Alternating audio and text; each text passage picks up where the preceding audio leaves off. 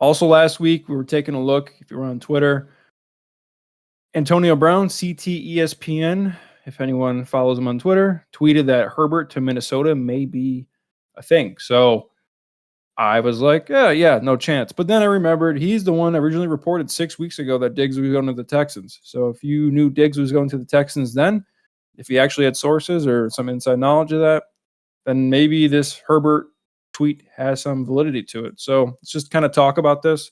Even though I don't see it happening, because it'd be very stupid on the Chargers end, but you never know. Harbaugh's coming in, just shaking his whole roster up. So if he's traded, the fifth pick that the Chargers have 100% becomes JJ McCarthy, without a doubt. And Harbaugh gets his guy in there and they do what they need. Minnesota then will have no picks left. So the picks they have were pick 11 and 23. Both of those are going to be going to the Chargers at least, plus probably their 2025 first and more. Maybe it's a player who has, I have no idea. But this is talk picks. So pick 11, at that point, you're kind of stripping the roster down. They're most likely going to go with an offensive lineman or a like pass catcher who fits their kind of build of offense. So if you're going with Greg Roman and you're going with Harbaugh, they've had some stud tight ends in the past. Maybe they pick up Bowers. So it could be your Mark Andrews, your Vernon Davis, something like that. Then they have that 23 pick. That pick, again, you could pick a tackle. If you push tackle all the way down to 23, get another receiver at the end of the round. Do whatever you want, really. And then this is kind of talk about fantasy-wise, the implications of this. So Herbert to the Vikings is going to make a lot of people drool. I don't know if you should be doing that, and that's kind of probably the hot topic here. Herbert, the last few years, have been notorious for checking the ball down. And you would think with a team that has all these weapons with Jefferson, Hawkinson, Addison, you're going to think he's going to air it out. And I don't know if that's going to happen. So the last few years, well, let's just focus on 2023, actually. So last year, specifically, apples for apples, the Vikings attempted the fourth most passing attempts in the league. The Chargers had one more at 632. So passing attempts wise, it's a complete wash, which is good. So you compare, Cousins to Herbert.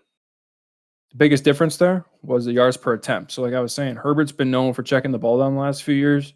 And there's no reason really for him to do that because he had weapons until they got hurt. But he was very conservative. So the Vikings had 7.4 yards per attempt, while the Chargers at 6.8.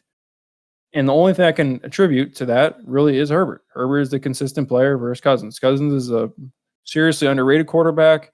He's great for fantasy for all his skill positions, and he's always reliable. He's like a low-end QB1.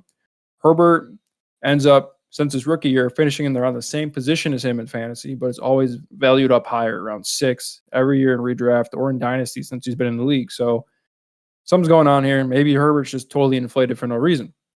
So let's talk about the skill position players. Obviously, Jefferson is the best receiver in the league. The last few seasons, he had 1,400 to 1,800 yards. So rookie year, I think, was 1,400. 2 years ago, I think he had 1,800. And it's kind of been in between ever since. Is that going to change? I don't think so. Obviously, you'll be able to see that Herbert's been able to support number one receiver with Keenan Allen. And I'm totally fine with keeping Jefferson at wide receiver 1. He'll get his catches. He'll get his yards. I think it may change a little bit. It may be more of a shorter passing game with Jefferson. I know he's underrated deep threat. So maybe he gets more volume or targets, a little bit shorter of yards per catch. I'm not sure, but something to monitor. Hawkinson. So this is Herbert's first legit tight end, really. He's had Gerald Everett. He had a little bit of Hunter Henry, I think. Maybe, like his rookie year. Big thing here is Hawkinson's a totally different animal when he's healthy. I would expect him to have similar production that we've seen with Cousins since he came over to the Vikings, being like a top 3 tight end. He's going to work the middle of the field. It's going to be a great check down safety blanket for Herbert. Think of him taking the volume of someone like Eckler when he was on the Chargers, just used different. And then you have Jordan Addison, another really good receiver in the league, coming into his second year. He's an elite separator. So between him and Jefferson, I expect Herbert to have really good weapons. There's no reason why you wouldn't expect, again, similar output to Mike Williams when he's been healthy. It's a different kind of player, but he could hit 1,200 yards, half dozen to 9 touchdowns maybe. And you add all that up, these are really good players. But what I saw them having output wise with Cousins 3 months ago didn't change. But the big thing is it will be a lot better of an outlook than would have been with a rookie quarterback, no matter who they got, in my opinion.